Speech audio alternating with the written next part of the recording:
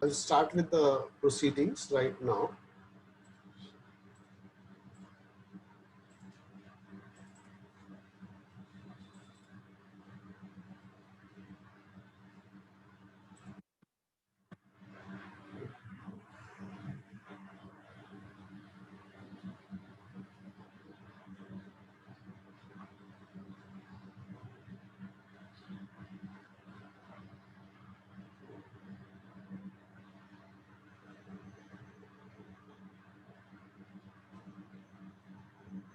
Well, we are going to talk about today heart failure with preserved ejection fraction or diastolic function.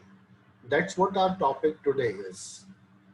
Let's start with this patient whose pulse is 80, BP is 170 by 110. He has got a raised JVP, HGR is positive. She or he has got evidence of congestive heart failure in the form bilateral basal cleft, systolic murmur in mitral and tricuspid area. Liver is two finger breath palpable, soft and tender, and mild pedal edema is present. If you look at all these clinical examination, along with the history, she is 72-year-old female with a history of breathlessness. She is not a diabetic, but she is hypertensive, no history of alcohol, no history of a coronary disease, no history of a smoking, ECG is normal, no diabetics, and most important thing is, let's go and look at the findings further. Her chest X-ray is normal, ECG findings are suggestive of LVH, hematological, as far as hematological things are concerned, hemoglobin is normal and a biochemical test is normal. But is this patient clinically suffering from congestive cardiac failure? That's what the possible answer is. And in those people who are more than 80 years or 60 years old today, you remember there was a condition which was known as hypertension with CHF, which was taught by our teachers for a long, long time, whenever the long-standing hypertension that gives rise to a congestive cardiac failure. And that's what the condition is. Possibly this patient is hypertensive and along with congestive cardiac failure. When we see this congestive cardiac failure, with the aid of echo, we try to decide whether this is left side congestive cardiac failure or a right side congestive cardiac failure. Happen to see over here, you can see a good dilated LV, dilated LA, dilated LRA, dilated RV. But predominantly you find to see that the left side chambers are dilated and giving us to load on the right side structures. On the contrary, in this side, you see that there is no LV dilatation, there is a jerky septal motion, but RV-RA, there appears to be dilated. Now the question comes, in both the cases, we have got right-sided failures, whether this or this, but from where this right-sided failure is coming, whether this right-sided failure is coming from a left side or right side per se, that's what the condition is. If it's coming from a left side, which we know as precapillary, and right side is postcapillary. What are the causes for right-sided failures? These are enumerated causes for right-sided failure. Is the most common thing which we encounter in life is a chronic obstructive lung disease. We are seeing a lot of pulmonary embolism as of now, some kind of a shunt, endocarditis. We happen to see a right coronary artery to right atrial coronary camel fistula. Then isolated right-sided cardiomyopathy, like this is an isolated right-sided cardiomyopathy which I showed you over here. So these are the causes for right-sided per se cardiac failures. And if you go to left-sided cardiac failures, the most important thing in our country is we have hypertrophy, we have a cardiomyopathy, we have a valvular disease, and on top of that, the most important thing is normal, reduced, or a mid-range. This is new classification, which was based on ejection fraction, where if you happen to see a normal LV systolic function more than 50%, we say heart failure, that is right-sided failure with normal ejection fraction. Right-sided failure with reduced ejection fraction less than 40%, and right-sided failure with mid-range ejection fraction of 40 to 49% ejection fraction. Important thing is, if you have a valvular, we can differentiate it. Cardiomyopathy again comes in systolic function, hypertrophy again comes in systolic functions, correct? Important thing is everything is dependent on left-sided ejection fraction, and if the ejection fraction is normal, we call them as heart failure with preserved ejection fraction or heart failure with normal ejection fraction. If the ejection fraction is reduced, we call them heart failure with reduced ejection fraction. Hence, two kind of abnormalities are present, and both of them, they have a different etiopathogenesis. Now look at this patient, which we described a couple of minutes back. This patient has got a very good contracting LV, 4 chamber, 2 chamber and 3 chamber. But spend time on this patient, look, the valves are absolutely normal. They are not thickened, but concentrate, she has got a concentric left ventricular hypertrophy, which is seen both in 4 chamber, 2 chamber and 3 chamber. I've used concentric because when I talk of a concentric hypertrophy, you have to take a RWT as well as LV mass. But in this case, I have arbitrarily said this is concentric hypertrophy. But RWT is more than 0.43 as well as the concentric LV mass in this lady is more than 99. So this is how we classify them in concentric hypertrophy. But on top of that, ejection fraction appears to be reasonably normal. At least you cannot say 66% unless until you measure it. But visual ejection fraction appears to be more than 60% in this patient. We are in 2020. So we have to look at a systolic function, whether there is evidence of a subclinical LV dysfunction or not. So how do we look for evidence of a subclinical LV dysfunction? We go and do a tissue Doppler imaging or a spackle imaging. Look, all segments, they are contracting almost at the same time in 4 chamber view. In 3 chamber view, all of them are contracting same time. And in global longitudinal strain of this patient is minus 19.3. Hence, any cutoff mark of more than minus 19 is taken as normal.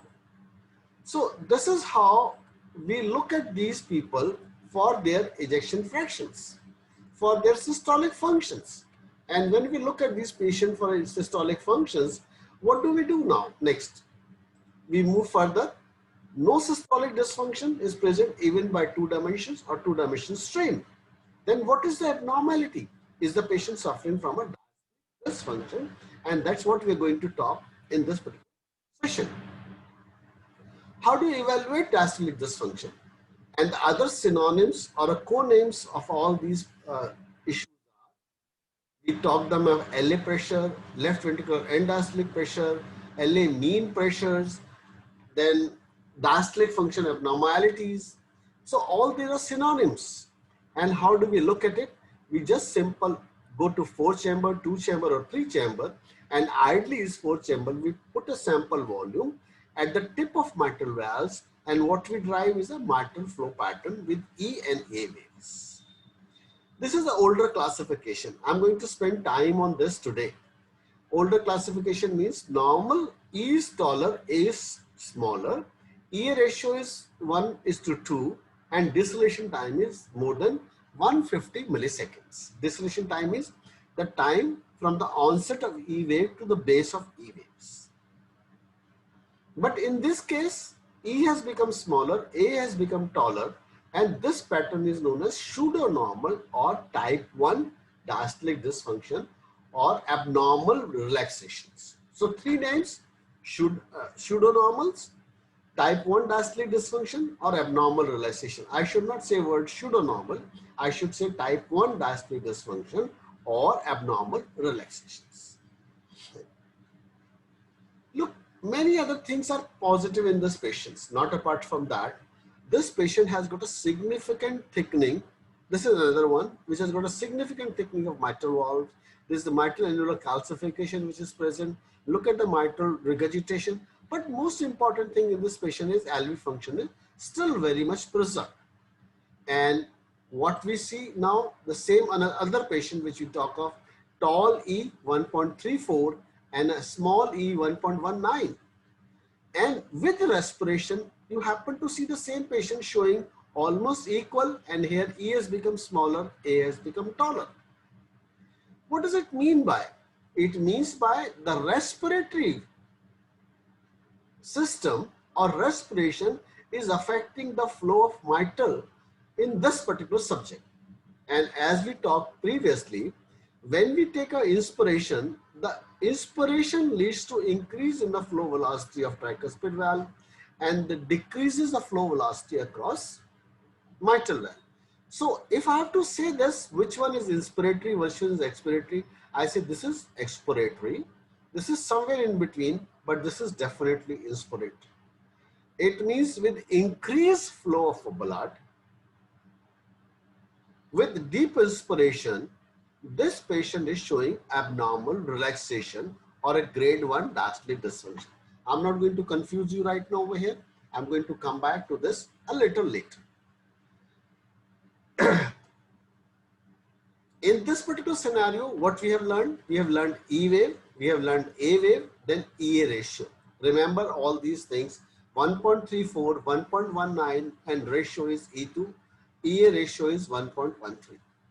Then we go on to do a septal TDI and lateral TDI. In septal TDI, we don't look at a systolic wave, we look at early diastolic wave. Here the early diastolic wave of septal TDI is 5. The lateral TDI early diastolic wave is 7. So this is 5, this is 7. And if we take an average of 5 into 7 and divide by this 134, you can calculate, machine can calculate easily, but if you want to calculate 5 plus 7, which becomes 6, 134 divided by 6 will come out to be almost 20 ratio of E to E prime average. Then next step in this patient is we go to 4-chamber view, look at a good LA, go to 2-chamber view, look at a good LA, then we planimetrize or trace the LA as we do in LV. But in LV would be biggest in end diastole, but LA would be the biggest in end systole. And then we start from this annulus. Today I'm going to show you how to do all this kind of a measurement on my echo pad. Yesterday I sat with my engineer and I'm able to, I hope I should be able to see you all these things today, how to do them. So we'll take from this point, 4-chamber view, take this point of a medial annulus, trace the inner margin of LA, excluding the pulmonic veins, come back and leave it lateral annulus, and the machine will join automatically, will give you an area 1. On the other hand, we go to 2-chamber, we start with an inferior annulus, trace it back to anterior annulus, and the line joins automatically. Then we draw a vertical line which is known as length in both the sectors. Whichever the length is shorter, we utilize that particular length for calculating LA volumes. And we have taught you already that LA volume calculation is 0.85 into area 1 of 4-chamber, area 2 of a 2-chamber divided by shorter of these two lengths. That's how we calculate LA volumes. And then we go to tricuspid valve to look at a TR jet gradient. Taking all these measures, 5 of them, E-A ratio, septal annulus, lateral annulus, then LA volume in a TR jet, what we come to drive, we drive to this Sherif-Nage equations where we say what is the diastolic function of this patient. Ratio is 1.13, average E2 prime ratio is 22.3, peak TR jet velocity 3.8, LA volume index means whatever the LA volume we calculated, we divide it by body surface area, that gives you 57.2 ml per meter square area. Now let's put one by one this into this equation. 1.13, it classifies 0.8 to 2. 22.3 classifies to grade 3. TR jet velocity classified to grade 2 and grade 3, both of them. And LA volume index, which is increased anything more than 34 cc per meter body surface area, is considered as increased LA volumes. So this is 1 which is true, this is 2 which is true, this is 3 which is true. But here the issue is R ratio is not more than 2. So we classify this patient as in grade 2 diastolic dysfunction with raised LA volumes. Is that clear? I hope I am able to make this point to you. Look, how do we calculate diastolic function grading whether it's normal, grade 1, grade 2, grade 3. And what all we need? We all need this parameters. I'll move on this. Looking at all these parameters, we say that this patient has got a normal ejection fraction, but the patient is suffering from heart failure with preserved ejection fraction. Well, how did this term came up? It was first coined during the European Working Group in 2017. They said if you have a symptom or sign symptoms of heart failure, which our patient did have, you have an ejection fraction of more than 50% and then elevated left ventricular end diastolic pressure. And how do you calculate elevated end diastolic pressure, which was categorized by this algorithm at that time? They looked at the ejection fraction, they looked at the end diastolic volumes index, and then they looked at the parameters. What the parameters they looked at? They looked at the IDECO parameters by TDI. And at that time, we are not talking of average. This is 2007. If E to E prime ratio is more than 15 versus E to E prime ratio of less than 8. If you have a E to E prime ratio of more than 15, you directly take them to heart failure with normal ejection fraction. But if the ratio is between 8 to 15, then you look for a BNP or NT-proBNP levels. The same things are even true also. I'm not saying that. If you look at an anti-peptide levels of NT-proBNP or BNP levels, you can definitely say that this patient is in congestive cardiac failure because of heart. And I'm sure, like all of you sitting over there must be doing these kind of jobs in your emergency when you're dealing with, when a patient walks into the emergency, the first thing what we do is we look at a troponin I, we look at a pro-BNP, we look at D-dimers, we look at oxygen levels. So this is how we evaluate these people in emergency with SOB profile. And SOB has got 5 factors. Among those 5 factors, one of them is BNP, D-dimer, troponin I levels, and 2 more are there to calculate whether this patient belongs to what category of a congestive cardiac failure. Or breathlessness is coming, is it coming from a lungs? If it's coming from a lungs, obviously my PCO2 would be high, PO2 would be low. If it's coming from a lungs, then NT-proBNP level or BNP level would be normal. Same patient presenting with breathlessness, obviously their pro-BNP and NT-proBNP level would be high. And that's how many people they still distinguish in their emergency rooms. Subsequently, 2008, people talking of this European Society of Cardiology annual conference, and Gabrielli was the one who taught about all these kind of things. And look, he said, heart failure with normal ejection fraction requires 3 conditions to be satisfied. One of those conditions is, obviously, symptom and sign of heart failure. You have to have a normal LV function, but evidence of a diastolic dysfunctions. And that's how it started working inward in 2007, 2008, ever since these words were coined. And many people, they started following all these kind of things in word. This is almost a slide which is more than 10-year-old, coined in 2010 by none other than Weinberg. He said up to 40% of patients of heart failure, they have isolated diastolic dysfunction. With proper management, the prognosis is generally more favorable than systolic dysfunction. Distinguishing diastolic from systolic function is essential, as the optimal therapy of one condition may aggravate the other.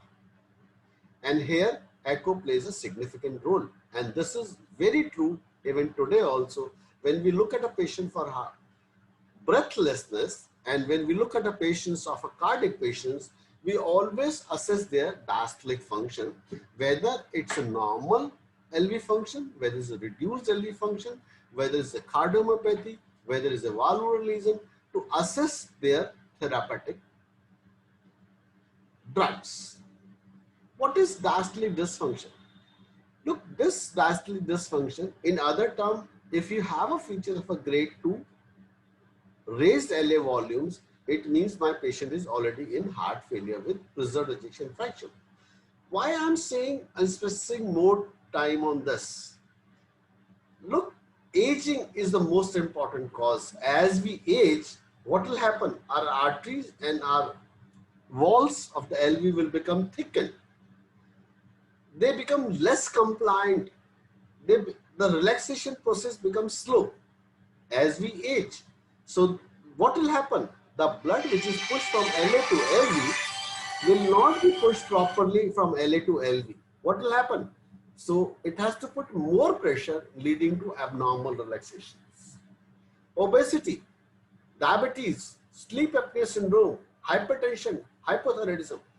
These are the conditions where we can find a normal LV systolic function with evidence of a congestive cardiac failure, which can be determined by echocardiography. Obviously, if you treat these kind of subjects like obesity, diabetes, sleep apnea syndrome, hypertension and hypothyroidism, you can correct them, but aging can only be corrected by God. On the secondary side, if you have a coronary artery disease, based on the diastolic function abnormality or cardiomyopathy or a valvular heart disease, we modified their treatment. I'll spend a minute over here. You must have seen a patients of cardiomyopathy, that's heart failure with reduced ejection fraction. With 25% ejection fraction, one person is moving around very comfortably. On the other hand, one person is absolutely bedridden. On the other hand, the third person is able to do his work reasonably okay. Now, everybody ejection fraction is the same. So what's the difference? You talk of ejection fraction, you'll say, look, everybody's ejection fraction is same, the 25%, but why all these people, they are behaving differently? The answer lies in this. The person who has got a 25% ejection fraction and is moving around normally he has got a normal LA pressures. Since his LA pressure is normal, his RVRA pressures are also normal. On the contrary, who is bedridden, he has got LA pressure which are very high and they are affected in the right side of the heart, leading to raised RVRA size, RV functions, then PA pressure which are significantly elevated.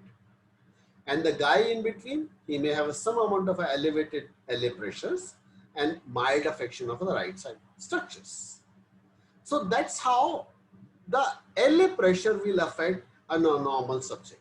So in obesity, in a patient, in obese, they may have a normal LV function, but they may have a normal diastolic function also. They are very comforting. But the same patient will become breathlessness if their LA pressure becomes high. And that LA pressure high can be determined by echocardiography. And that echocardiography paradigm I showed you in this particular slide. If you look at all these parameters into considerations, we can look how much is their LA pressures. I'll show in a couple of minutes how these grading they transform to LA pressures. Before than that, you can ask me, what is the basic problem, man? If I've got my LA pressures are normal, how does it going to make a reflect in my life? I say, yes, how they reflect in your life? Here comes the significance.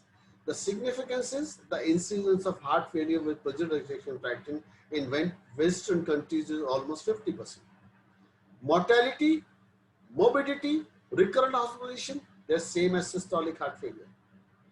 All vulnerable patients with dyspnea or heart failure should be evaluated for diastolic function, and diastolic dysfunction is not synonymous with diastolic heart failure, as also present with systolic heart failure also.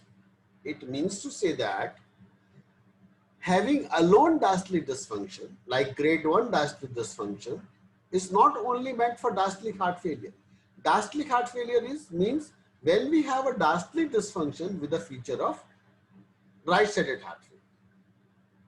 Let's look at this study, which was done almost 20 years down the line. And this man did not do anything. What exactly he did at the time was, he looked at the patient, whether they were in congestive cardiac failure or not congestive cardiac failure, whether they have a normal ejection fraction versus low ejection fraction. He said no congestive cardiac failure. Look at the cumulative mortality is almost 25% over a period of 50 months at the age of more than 80 years. But if they had a congestive cardiac failure with or without normal ejection fraction, here's the guy who has got a low ejection fraction, here's a guy who has got a normal ejection fraction. If they have a congestive cardiac failure versus no congestive cardiac failure, the difference is significantly large. On top of that, if they develop a low ejection fraction, the mortality is further more. It means to say that over a period of 4 years follow-up, if I have got a diastolic dysfunction, though no congestive heart failure, I have a mortality chances of almost 25% versus almost 50% if I've got a congestive heart failure with low ejection fraction, and 40% or 45% if I've got congestive heart failure with normal ejection fraction. So who is playing the part over here? Not the ejection fraction. It's a congestive cardiac failure. We are very afraid of atrial fibrillation many times. And when we look at atrial fibrillation, we say, look, this guy is always in congestive cardiac failure. That is not true.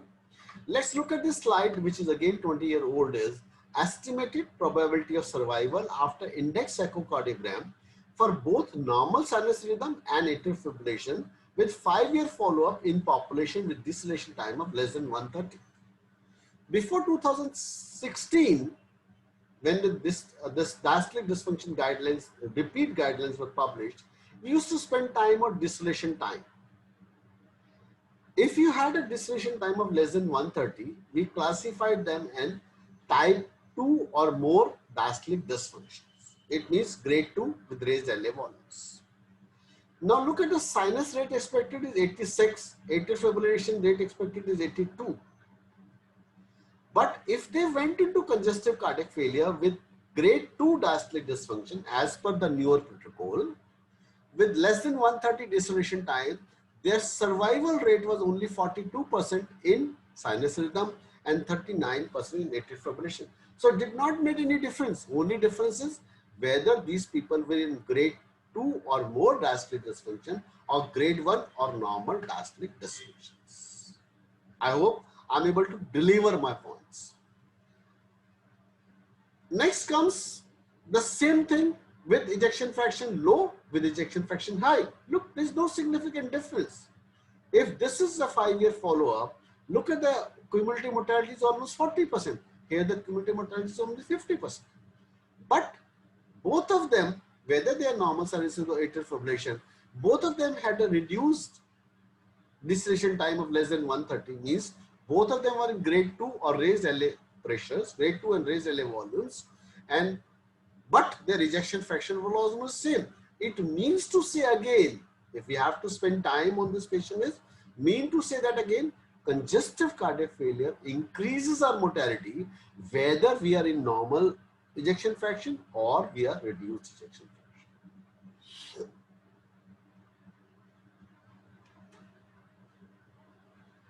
This is a slide which is from 2016 or 2018. They say the US government spent almost $52 billion for these people of isolated heart failure with preserved ejection fraction with the age of more than 35 years. Incidence less than 65 years age, only 5%, more than 32, more than 65 years age, 32% of incidence. This is a very interesting paper published almost 7 years down the line and very, very aptly true for our country.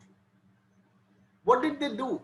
They looked at the left atrial volume index relation to long-term clinical output in type 2 diabetes. Objective was to determine the prognostic importance of left atrial dilatation in patients with type 2 diabetes with no history of a cardiovascular disease. Type 2 is associated with development of cardiovascular disease and morphological changes in heart may appear before the symptom arises. That was the background. But when the results came, it said if you have an increased LA volume index, that more than 34 cc per meter body surface area, in a patient who is a diabetic with normal LV systolic function with no prior history of a cardiovascular disease, this is an independent and incremental predictor of cardiovascular mortality and morbidity in these type 2 diabetes with no history of a cardiovascular disease.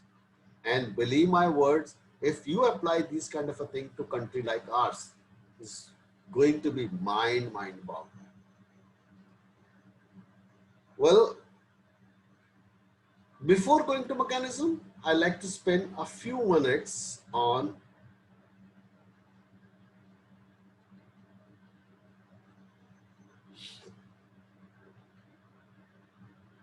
cardiac cycle. And why I need to spend a few minutes on a cardiac cycle? Because we need to understand what is the cardiac cycle is to understand the diastolic functions. In cardiac cycle, we have systole and we have diastole. In systole, if anyone here can remember, what is the part of a systole is only ejection. In diastole, we have at least 5 parts. Isovolemic relaxation time, early diastolic contraction, diastasis, atrial kick, and followed by a closure of mitral valve and isovolemic contraction time, which could be added to systole also. Now here is a cardiac cycle, and you have to listen to this and understand, try to understand this. These are the pressure curves. These are the LV volumes, and this is left atrial pressure curve, this is aortic pressure curve, this is LV pressure curve. Look, these things have been written on your screen in the below. You can see them very easily. I hope you can see them. So as soon as the LV pressure starts rising after the closure of mitral valve, what happens? The pressure has to rise so much that they goes above the aortic valve and the aortic valve opens. Here, diastole have end, lot of pressure is built in LV, and LV has the pressure has to build up so much that it has to cross beyond the aortic valve. The aortic valve open and the systole starts. Correct? So this is all the part of systole. And before the closure of mitral valve and opening of aortic valve, this is a timer which is known as isovolemic contraction time. Now the aortic valve opens, and now once the aortic valve opens, it pushes whole of the blood into the aorta, and the pressure starts getting equal and then starts falling down before at the level of aortic valve, and this aortic valve closes. But the LV pressure has not dropped so much that the mitral valve opens. So it has to drop so much that the mitral valve opens, and that is what the time is known as in between aortic valve closure and opening of mitral valve is isovolemic relaxation time, or IVRT. LV pressure drops below mitral valve, LA pressures. Here is the LA pressure curve, so that a mitral valve opens and it pushes hold of the blood in the first go into the LA, giving rise to E wave. Then the pressure becomes equalized, that becomes diastasis, and now last the atria has to kick, and that's give rise to A wave, that is atrial contraction. And once the atrial contraction has happened, the mitral valve closes, giving rise to let the LV build up its pressure. This has been superimposed on this particular cycle of a cardiac into this graphical representation of E and A wave. So this is close to isovolemic relaxation time, where the mitral valve has not opened up but the aortic valve has closed. This is IVRT. As soon as the pressures have, the valve has opened, it gives rise to E wave.